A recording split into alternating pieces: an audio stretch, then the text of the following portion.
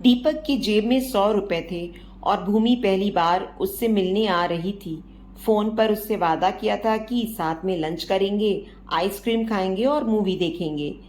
दीपक library में बैठा पढ़ रहा था, तभी भूमि का मैसेज आया। कहाँ हो? लाइब्रेरी में हूँ, उसने रिप्लाई किया। मैं आ गई, गांधी पार्क में बैठी हूँ, तुम्हारा वेट कर रही हूँ। दीपक ने रिप्लाई किया, अभी आया। लाइब्रेरी से निकलते टाइम अच्छी तरह मुंह ढककर वो गांधी पार्क की तरफ निकल गया। वहां जाकर देखा तो एक बेंच पर कपड़े से मुंह लपेटे एक कन्या बैठी थी। दीपक ने उसके पास जाकर कहा, चलें? वो भड़क गई, बोली, कौन है तू हरामजादे? तेरे घर में माँ बहन नहीं है क्या? उसका भड़कना जायज भी था, क्योंकि वो भूमि नहीं थी। तभी भूमि वहां पर आई और उस कन्या से माफी मांगी, तब जाकर मामला शांत हुआ। अब दोनों पार्क से बाहर आए। भूमि दीपक की हालत पर हंस रही थी। भूमि ने कहा, बहुत जोर से भूख लगी है, पहले लंच कर लेते हैं, फिर मूवी देख लेंगे। दीपक ने भी हाँ में हाँ मिलाई और बोला, चलो आज तुम्हें यहाँ का सबसे बेस्ट खाना खिलाता हूँ। थोड़ी देर में दोनों होटल मोती पैलेस के सामने थे, क्योंकि उसके सामने अन्नपूर्णा रसोई थी। भूमि मोती पैलेस की तरफ जाने लगी तो दीपक बोला, अरे इधर नहीं, ये तो सबसे बेकार है, क्योंकि यहाँ मिनिमम 400 रुपये से खाना शुरू होता है और अपनी जेब में मात्र 100 रुपये हैं। दीपक उसे अन्नपूर्णा रसोई में ले गया, जहाँ उन्होंने 16 रुपये में दोनों ने खाना खाया, साथ में 20 रुपये की छाछ ले ली। भूमि को दीपक थोड़ा अजीब लगा। ऐसे कौन पहली बार ही किसी लड़की को अन्नपूर्णा में खाना खिलाने लेकर जाता है।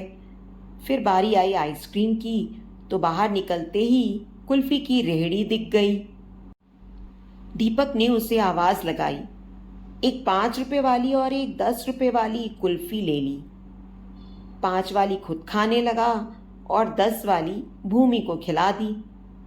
अब बारी थी मूवी देखने की, तो मार्केट में पेन ड्राइव वगैरह में गाने भरने वाली सबसे फेमस दुकान पर गया और वहां जाकर भूमि से पूछा, बताओ कौन सी मूवी देखनी है? भूमि बोली, रांझना।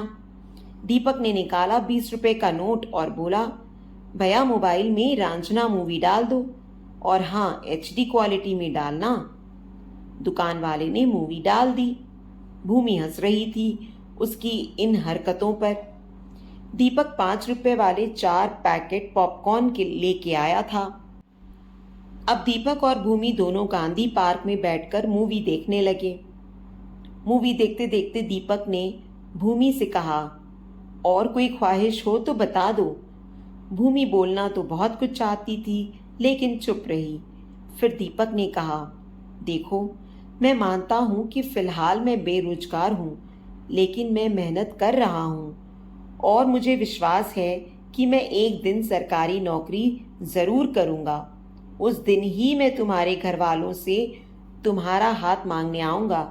क्या तब तुम मुझसे शादी करोगी? भूमि ने हंसते हुए कहा, अगर तुम सरकारी नौकरी में नहीं भी लगे तब भी मैं तुमसे ही शादी करूंगी, क्योंकि मुझे तुम्हारा मैनेजमेंट बहुत पसंद आया। तुमने जब खाने की पेमेंट करने के लिए जेब से पर्स निकाला था, मैंने तभी देख लिया था कि तुम्हारे पास केवल 100 रुपये ही हैं।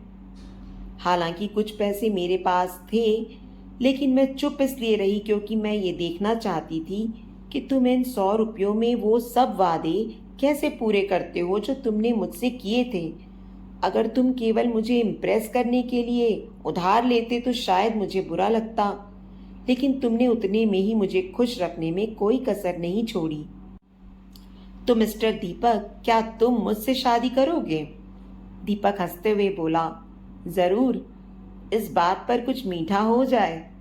5 रुपए वाली डेयरी मिल्क खरीद कर मुंह मीठा भी कर लिया। अब भी उसके पास 3 रुपए बच गए।